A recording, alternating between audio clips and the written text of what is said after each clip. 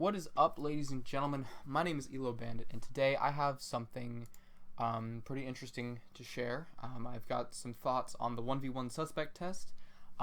This is currently going on for Deoxys-Defense. Deoxys-Defense is being suspected. But before I talk about Deoxys-Defense, I do want to talk a little bit about Marshadow.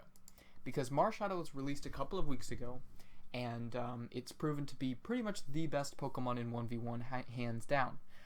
This is an example set here. This is my personal favorite set. It has dual stab coverage in Z, Spectral Thief, and close combat. It also has substitute to deal with non-all-out attackers, and it has bulk up to deal with physical attackers a little bit better. Just having that massive ghost nuke by itself off that huge 125 speed stat is pretty much enough to win you most every fight. And if it's not, then you do have a whole bunch of other options. You've got Will-O-Wisp for physical attacker, Shadow Sneak for priority if you need it, Rock Tomb for flying types, you've got Elemental Punches, and you have the option of using Titanium Z, which powers up your close combat instead of your Spectral Thief for an easier matchup against steel types. Here's kind of a visual representation of a Pokemon that Marshadow beats, at least most of the time. Keep in mind Marshadow's tools to win versus pretty much everything here. It's got a massive ghost type nuke in Soul Stealing 7-star Strike. It OHKOs virtually 70% of the meta just by itself. It's got an extremely fast substitute to block Leech Seed status and recharge moves. So stuff like Mega Blastoise isn't as much of a threat because you can sub up on the Hydro Cannon and then hit it while it's recharging. It's got amazing dual stab coverage with close combat or all-out pummeling. So against steel types, Ferrothorn, Celesteela, they go down relatively easy. It's got an extremely fast bulk up or Will-O-Wisp to tank hits from physical attackers.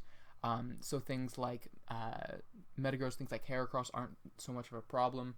It does have a priority option in Shadow Sneak, but I don't think it's as necessary as some of the other coverage moves that you have. Oh, and of course you can steal your opponent's stats, their stat boosts, with Spectral Thief, which not only steals the stats before dealing damage, it also bypasses substitute, which is huge in 1v1. It helps you take out some of those sneaky substitutors like Mega Gyarados, Mega Charizard X, stuff like that. And of course you do have your speed control and coverage versus flying types with Rock Tomb that helps you against stuff like, Charizard Y. And it's a good thing to note that while some of these Pokemon do have suboptimal or niche sets that can surprise an unsuspecting Marshadow, their standard builds generally lose. So for example, you could run a Scarfed Landorus Incarnate with Psychic, but again, that's kind of breaking the meta in its own way because it's deviating from the standard Life Orb variant that you'd normally see a Lando I running. Here are the Pokemon that counter Marshadow with their standard movesets. Tapu Koko, Megalopony, and Scarf Latios are able to outspeed it and knock it out pretty easily. Those seems to be a good way to counter it, is to just outspeed it. 125 is good speed, but there are faster in the tier. Some of the fairy types like Megairna, Mega Mawile, Tapu Fini, and Mimikyu are able to tank a hit and KO in return without too much trouble. Some of the bulky physical rock and ground types in the tier, they do win if Marshadow doesn't have Will-O-Wisp at the sub, but with that combination it can block a Z move, drop their attack to the point where it can two-shot them. Mega Pinsir wins as long as Marshadow isn't running Rock Tomb, otherwise Marshadow wins. Meloetta, unless Marshadow is Titanium Z, Marshadow's going to lose that one. And Mega Alakazam is generally able to outspeed and knock it out. So unless Marshadow is running Shadow Sneak, Alakazam does take that victory. So what this means is that excluding niche or unorthodox sets, such as Scarf Psychic types and bulky Z flying Pokemon, there are pretty much 7 true counters to Marshadow. And by true counter, I mean that the Pokemon beats Marshadow without deviating from its best set to accommodate, so there's no lost opportunity cost. This is why Scarf Latios is included, but Scarf Tapu Lele is not, because Scarf Latios is Latios' best set, whereas Scarf Tapu Lele is considered unorthodox because it is so overshadowed by the Psychium Z set. And now, here are the lure sets that Marshadow can use to beat each of them. First up is Assault Vest Marshadow. Assault Vest Marshadow is pretty interesting because it can bait out a lot of the special attackers that want to tank a hit and knock it out, whereas it can generally outspeed anyway and two-shot them while living whatever special hit. So as you can see, this particular EV spread outspeeds max speed Tapu Fini. It always tanks a Tapu Koko Gigavolt Havoc. It always tanks a Psyshock or a Psychic from Latios, and he KOs with Spectral Thief. And it does tank a Choice Specs max special attack Tapu Fini Moonblast. And it does KO with 2 poison jabs. So yes, Marshadow can bait out those 3 general counters with this set, but I don't think that this set is even as impressive as the following one, which is Roseli Berry Marshadow. This is a set that I made up myself. I'm very, very proud of this. This is a set that lets you beat Mega Lopunny, it lets you beat Mega Mawile, it lets you get past Mimikyu and Megaurna. All of these 4 Pokemon are considered hard counters to Marshadow, so this set is able to bait out and beat all 4 of them, depending on what moves you pick to use. So the EV spread outspeeds max speed Mimikyu, and it KOs that with Spectral Thief. Of course, it breaks Disguise, and then it one-shots, basically. This set beats Lopunny by surviving the Fake Out Giga Impact combo and KOing with either counter or close combat, your call. You survive a Mawile Play Rough thanks to your Roseli Berry, which halves the damage you take from the first Fairy type attack, and you KO back with counter. And then you actually are able to beat Megaurna with this set. Specs, even full maximum special attack, modest choice specs, Megaurna still loses to this because you can substitute once on the first Fleer Cannon, substitute on the second one. So Megaurna's dropped special attack twice. You're at about half health. You endeavor to bring her down to about 40%, and then you survive thanks to your Roseli Berry and the special attack drops, and then you're able to finish her off with a close combat once you're both low health. Seems a little bit strange, but I will throw up some demonstration videos to show how exactly this Marshadow is able to beat each and every one of these Pokemon.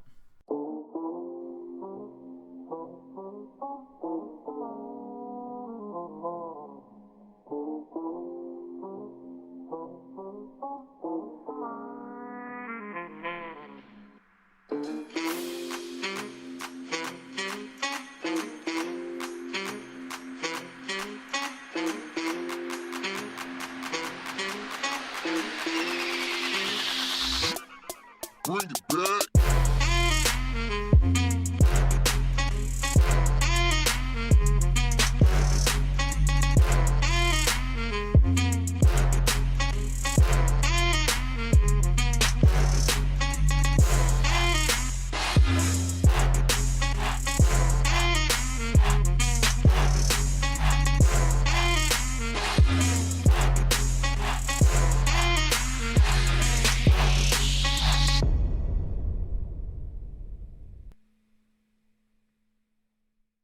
Okay, so just to recap, with one set, the original Marshadium Z set that I showed at the beginning, Marshadow is capable of taking on the vast majority, at least 70%, of the current viable 1v1 metagame.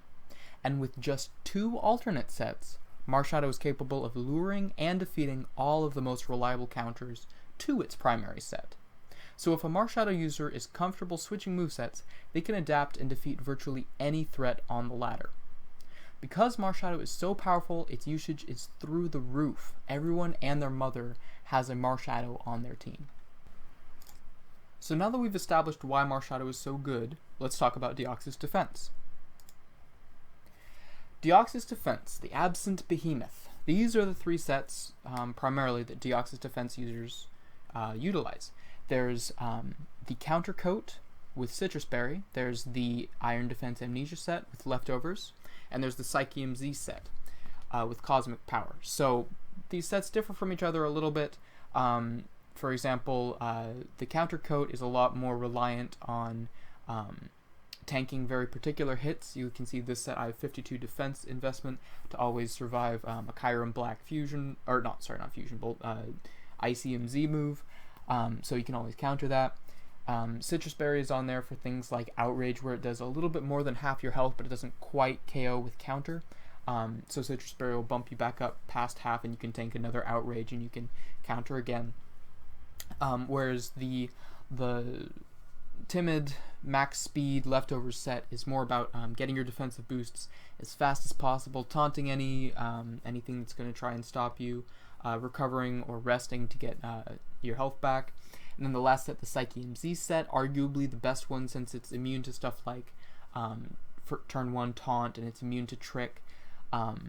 It's not as good, especially facing physical Pokemon, but it is quite good against special Pokemon, and it is your best option for taking on checks like Greninja and like Charizard Y. So the question we have to ask is, why does nobody use Deoxys-Defense during its own suspect test? Well, the reality is Marshadow demolishes Deoxys-Defense. Everybody is using Marshadow right now, and having a Deoxys-Defense on your team feels like dead weight. Marshadow is abused to the point where it feels like we're trying to suspect Pelipper in a tier that just introduced Groudon. Putting Deoxys-Defense on your team with Marshadow running around, it just feels useless. Just to clarify how badly Marshadow destroys Deoxys, even if it's not running Adamant, even if it's just standard Jolly, it absolutely knocks out even fully maximum defense Deoxys with one attack. It's immune to counter, so even if it hits it weakly, Deoxys has no option to retaliate, and if Deoxys tries to boost up its own defenses, Marshadow will just steal the boosts for itself. This is about as hard as counter as you can get. So in other words, these sets all get trashed by Marshadow, and it almost feels like there's no point running them right now on the ladder. This is genuinely the best Deoxys-Defense set right now. Choice Scarf Deoxys-Defense, with significant special attack investment, and Psycho Boost. You actually lure Marshadow, you lure Mega Heracross, you still have Counter Cut, so if something slow wants to hit you, you can hit it back twice as hard. It beats Swords Dance Kartana, which is usually a counter to Deoxys-Defense. Trick, Ruin, Setup, Substitute, and Status Pokemon without Megastones or Z Crystals, and you get sheer style points for outspeeding that enemy Marshadow and killing it with a Psycho Boost from a Deoxys-Defense. Cons, of course, is not quite as bulky as standard Deoxys-Defense. 168 HP. You can actually slide around the HP and special attack stats there. I have this to give you the best chance of KOing Marshadow and Mega Heracross while retaining enough HP to still be good as a counter code abuser. So back to the cons, it doesn't have recovery, doesn't have leftover, doesn't have recover because it is choice locked. Trick isn't quite as good as Taunt for stopping setup, because if your opponent is using a Z move or is a Mega Pokemon, it will not work. And this set still does lose to the Assault Vest Marshadow set that I mentioned earlier. Now with all that said, let's see it in action.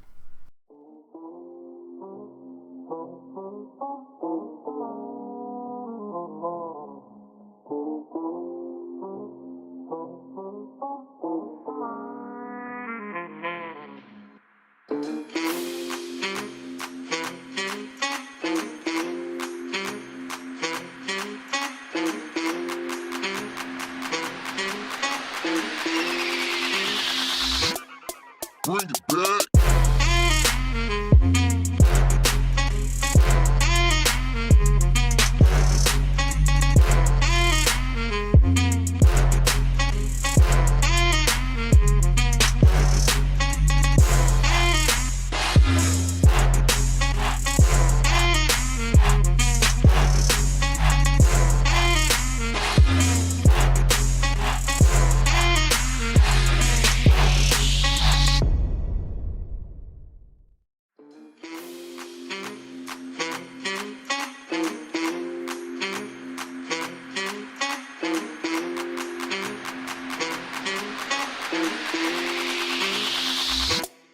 Bring it back.